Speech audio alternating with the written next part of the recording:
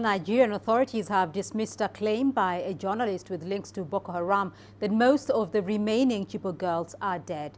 The government says there's no evidence that this is true. Officials are involved in negotiations with a militant group for the safe release of the more than 100 young women still held as hostages. CGTN's Deji Badmus has more. Journalist Ahmad Salkida is very well known to have access to Boko Haram and at some point was one of the focal persons at the center of negotiations between the previous government and the insurgents for the release of the Chibok girls. Not much has been heard from him since the current government came to power, but in a series of tweets last week to mark the 4th anniversary of Boko Haram abduction of the Chibok girls, he claimed quite a number of the girls still being held by the insurgents have been killed. In this tweet, he said, "I regret to state here that only 15 of the 113 Chibok girls are alive today, based on my investigation in the last 3 months, and we have already seen some of them in a video, which I exclusively obtained and was published on SR website." And in another tweet, this is what he had to say. "What is the status of the remaining 15 girls as far as negotiations are concerned?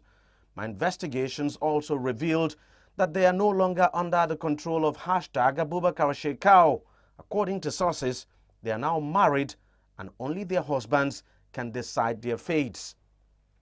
But in a swift response, President Buhari's spokesperson issued a statement dismissing Salkida's tweets, saying neither the government nor international mediators negotiating the release of the girls have that information.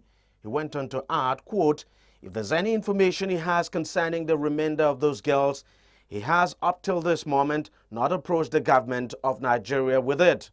All press inquiries on the subject should therefore be directed to Mr. Salkida." End of quote. It's actually not the first time claims that the girls may have been killed will be made. In August 2016, a Boko Haram spokesperson in a video claimed some of the girls had been killed in a military airstrike. Salkida's latest claim only reinforces that. We need the truth. But for the Bring Back Our Girls advocacy group campaigning for the return of the girls, they're having none of that. They want the government to just get the girls released. We simply want the government to exhaust everything that it can do in order to bring back our Chibok girls and to bring back Leah Sharibu. As far as we're concerned, those are the priority things that, as BBOG, this government owes us. Whatever it chooses to do, that's its choice. But we must hold them to account for the remaining of 112 Chibok girls and Leah Sharibu.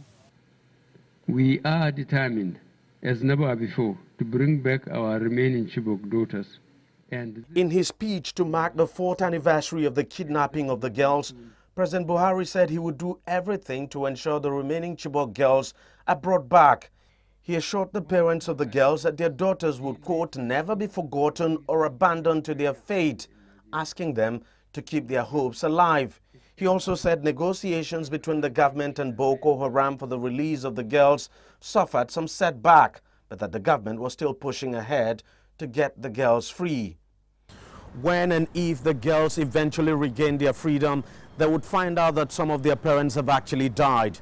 The Bring Back Our Girls campaign group says 17 of the parents of the girls have died from the trauma of having to wait for their children for this long period of time. Deji, CGTN, Lagos, Nigeria.